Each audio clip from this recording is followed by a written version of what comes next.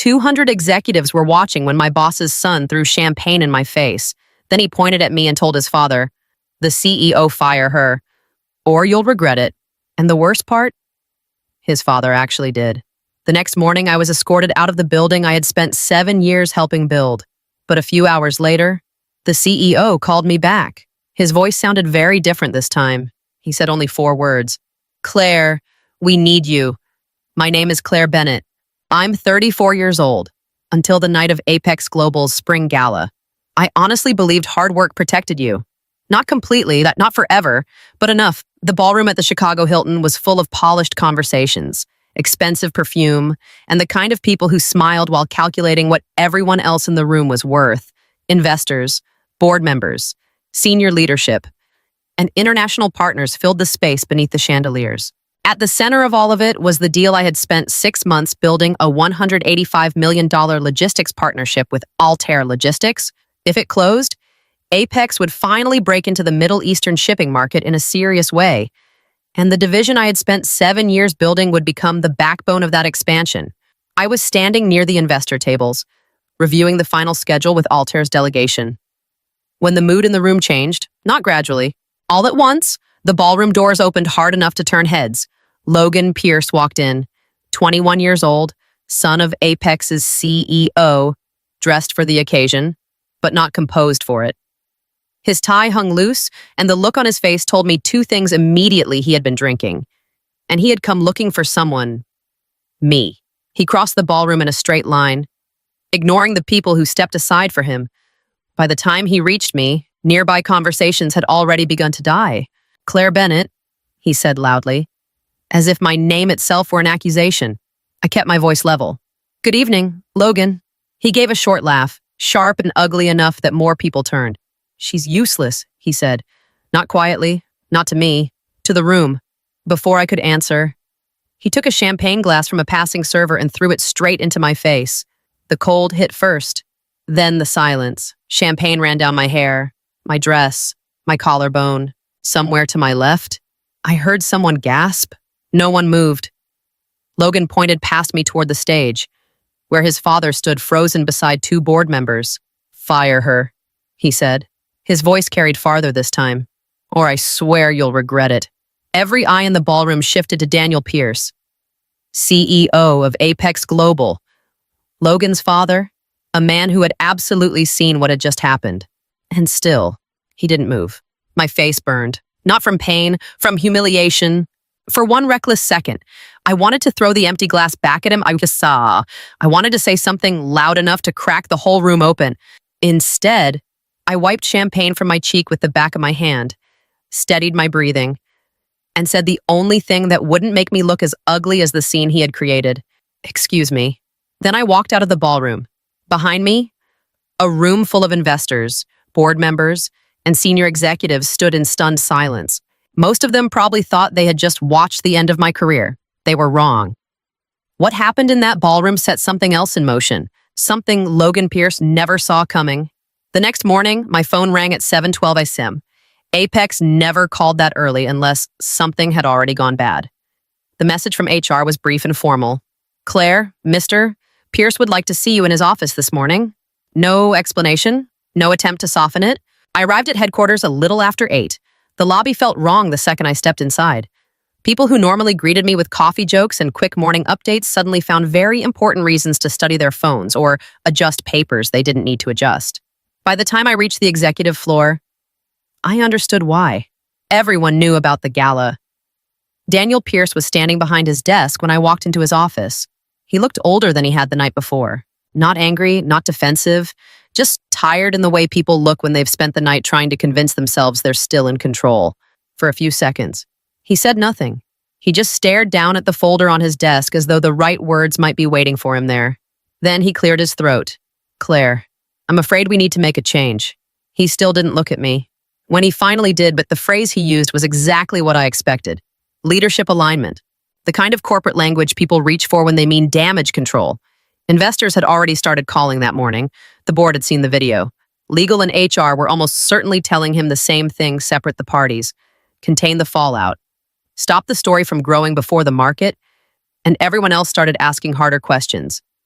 He wasn't choosing fairness. He was choosing containment. And in that moment, I was the easier person to remove. "I'm sorry," he said quietly. I studied his face for a moment. There was regret there, but not enough of it. "Understood." I said, no argument, no protest, no scene, just the word. I went back to my office and began packing my desk. I had spent 7 years building Apex's international division from a 2-person operation into the company's fastest growing revenue stream. I had negotiated impossible timelines, salvaged client relationships, and worked enough weekends to stop pretending I still had boundaries.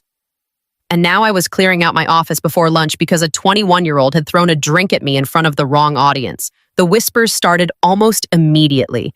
Some people looked sorry for me. Others avoided eye contact, as if bad luck might spread by proximity. By 9:30, my desk was empty. Before I left the building, I opened my laptop one last time and sent Daniel a single email. No anger, no accusations, just documentation, meeting records, contract notes, final negotiation schedules, and one attachment, the complete Altair logistics contract.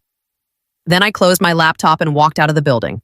Daniel probably thought it was a routine handoff. It wasn't. It was the document that would force everyone at Apex to read what they should have read before they fired me. Hours later, Daniel Pierce finally opened the email I had sent before leaving the building. At first, it looked exactly like what he expected: routine handover material, internal documentation, negotiation records, the kind of professional cleanup employees sometimes leave behind when they're pushed out of a company. He skimmed through the files quickly: meeting summaries, negotiation timelines, draft revisions of the Altair contract. Nothing unusual. Then he opened the attachment labeled Final Agreement, Altair Logistics. Daniel had seen the contract before, at least in broad terms. The board had approved the deal months earlier, but like most executives, he had relied on legal summaries rather than reading every page of the operational authority language. This time, something caught his attention. Section 14, a clause buried deep in the execution terms. Daniel leaned closer to the screen and read it once. Then again. Then a third time. The clause had been added 2 years earlier after a disastrous negotiation with another international partner, a protection clause, one I had insisted on after that experience. The wording was simple, but very specific. Only Claire Bennett is authorized to conduct and finalize negotiations with Altair Logistics on behalf of Apex Global. There was a reason for that language. The agreement involved Arabic regulatory approvals, government shipping clearances, and cross-border compliance procedures tied to filings already registered under Apex's International Operations Division. Altair had also made it clear during earlier negotiations in Dubai that they expected the same lead negotiator to finish the deal, and at Apex, there was only one person who fit both requirements. I was the only negotiator currently registered under the company's Arabic compliance certifications, and the only one fluent enough to handle the regulatory discussions directly. Without me in the room, the negotiation authority didn't just become awkward, it became vulnerable, legally, practically, operationally. Daniel's expression slowly changed as the implications settled in. Without Claire Bennett present, the Altair contract could not be finalized under the terms that had already been approved, and Altair Logistics would have every legal right to walk away. The value of the deal was printed clearly on the first page.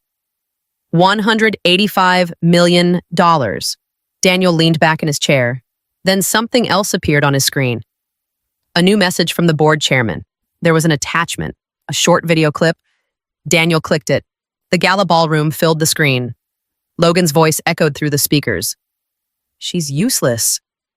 The video showed the moment the champagne glass left his hand, the liquid hitting my face, 200 people in the room going silent, and Daniel standing on the stage, doing absolutely nothing.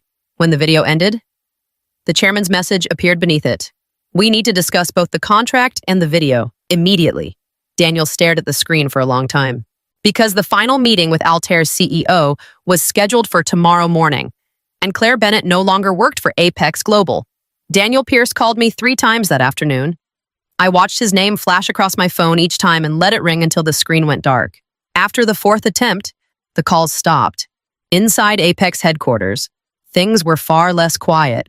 Within an hour, an emergency meeting had been pulled together on the executive floor. Legal, finance, compliance, and several board members were gathered around the long conference table while others joined through secure video calls.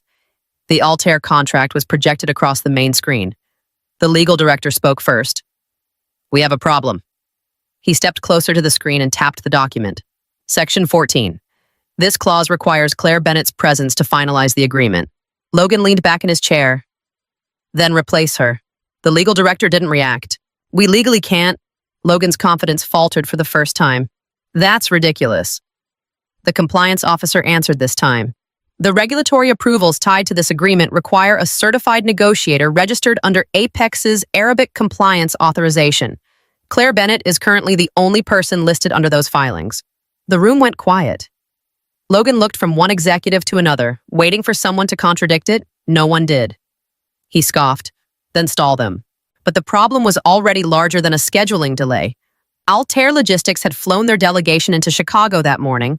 Their CEO, Omar Haddad, was scheduled to finalize the agreement in less than 24 hours, and now the board had seen the video. The clip from the gala was already circulating quietly among investors. Logan throwing champagne, Logan shouting, Logan demanding that I be fired. No one in the room said it out loud, but the calculation had already begun.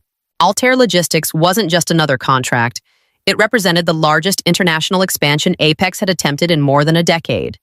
Without that deal, the company's projected growth for the next quarter would collapse. Investor confidence would drop. Analysts would start asking questions. And if Altair walked away after watching the CEO's son publicly humiliate the one negotiator authorized to close the deal, the damage wouldn't stop at a single contract. It would spread. Meanwhile, across the city, I was sitting at my kitchen table with a cup of coffee, watching my phone light up again and again. Missed calls, voicemails, unknown numbers, legal, finance, even HR. I ignored all of them until one final message appeared on the screen from Daniel Pierce. Just 3 words. "Claire, we need to talk." I agreed to meet Daniel Pierce, but not at Apex. If he wanted the conversation, then he could come to me. We met at a quiet cafe 3 blocks from the river, the kind of place where executives hold uncomfortable conversations away from glass conference rooms and curious employees. Daniel arrived 10 minutes early. He looked worse than he had that morning. His tie was loose. His shoulders were tight. The calm, controlled CEO most people knew had been replaced by a man who had clearly spent the day putting out fires he could no longer contain. "Claire," he said as he sat down, "about last night. I'm sorry." I raised a hand before he could continue. "This isn't about apologies." He stopped. For the first time since I'd known him, Daniel Pierce looked less like a CEO and more like someone trying to manage a disaster that had already moved beyond his control. So I laid out the terms, not dramatically, but just clearly. First, I said, I returned to finalize the Altair deal with full operational authority. He nodded immediately. That part wasn't negotiable.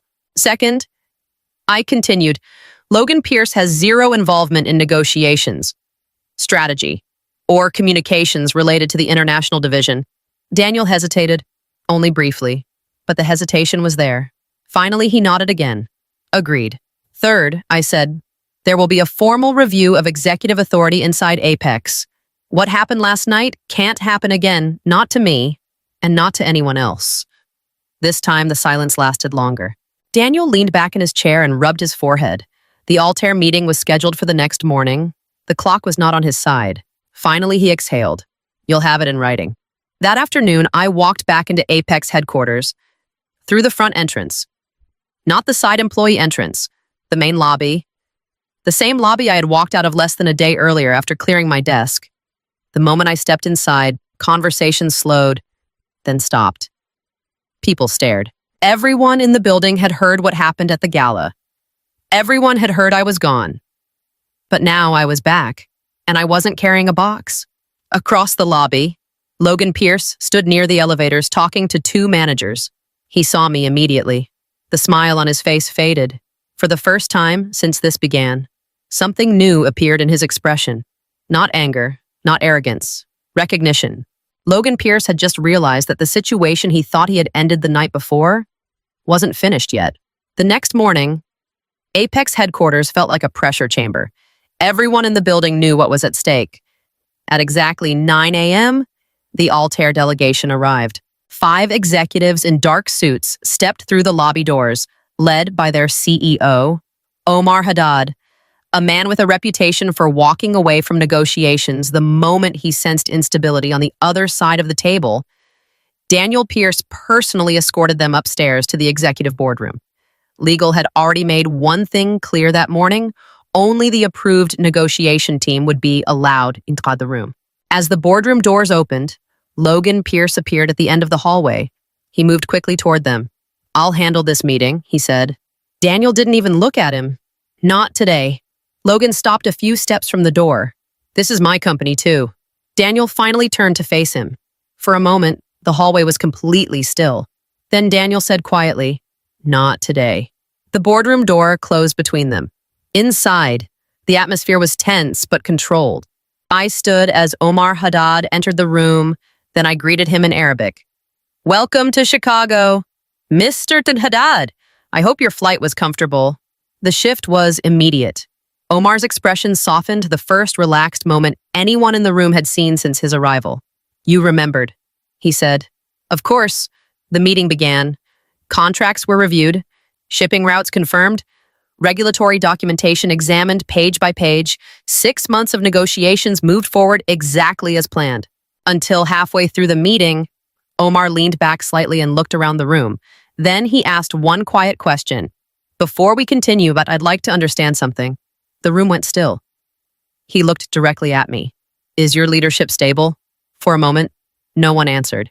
I could feel the board members watching carefully. I spoke calmly. "We're correcting a leadership problem." No explanation, no corporate spin, just the truth. Omar held my gaze for another second. Then he nodded once. "Good," he said. 2 hours later, the final pages were signed. Pens touched paper, hands were shaken. The $185 million partnership between Apex Global and Altair Logistics was officially secured. Outside the boardroom doors, Logan Pierce stood in the hallway. When the applause broke out inside the room, he heard every second of it. For the first time in his life, he wasn't inside the room where the real decisions were being made. And men like Logan Pierce rarely forget moments like that. They answer them, usually with retaliation. For about 2 weeks after the Altair deal, Apex pretended to be normal again. Meetings resumed, deadlines returned. People acted as if the chaos from the Gala and the emergency negotiations had been neatly folded away and filed under resolved. But the problems started quietly. At first, they were small enough to dismiss. An email sent from my account to a client one I had never written. A compliance document returned to me with numbers slightly altered. A routine travel reimbursement request suddenly delayed for verification. Individually, none of it looked serious. That was the point. Each issue was small enough to look like carelessness, but together, they began forming a pattern that suggested something worse. Then it escalated. One afternoon, a European partner forwarded an email asking for clarification about updated shipping data. The message contained incorrect routing numbers. It had been sent from my address, except I'd never written it. At that point, the pattern was impossible to ignore. Someone inside the company was quietly rewriting my work, altering small details just enough to make it appear as if I were slipping, careless, inconsistent, unreliable. I had spent enough years inside corporate environments to recognize the tactic immediately. This wasn't random. Someone was trying to erode my credibility piece by piece. So I started documenting everything, every suspicious email, every altered file, every login timestamp I could access. I even started keeping a notebook in the top drawer of my desk: dates, times, conversations, anything that might matter later. Because in corporate conflicts, memory is debatable. Documentation isn't. Then one evening, as I was leaving the office late, I heard voices coming from a conference room down the hall. The door wasn't fully closed. Logan Pierce was inside, and one of the newer executives he had hired a few months earlier. I stopped when I heard my name. "She's unstable," Logan said. "She got lucky with that Altair deal." The other executive hesitated. "But the board cares about results," Logan cut in. "And when her division starts missing targets, they'll start asking whether bringing her back was the right call." There was a short silence. Then Logan added something that made the strategy painfully clear. "Once the board loses confidence in her, International operations rolls up to me. I stood quietly in the hallway, listening, and suddenly the past 2 weeks made perfect sense. Logan wasn't trying to fire me anymore. That had already failed.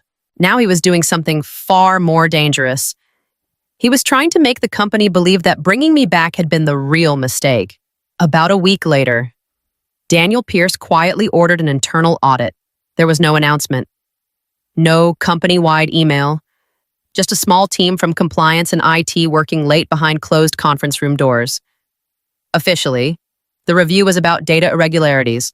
Unofficially, everyone in senior leadership understood what it really meant. Something inside Apex was manipulating internal communications, and the pattern was becoming impossible to ignore.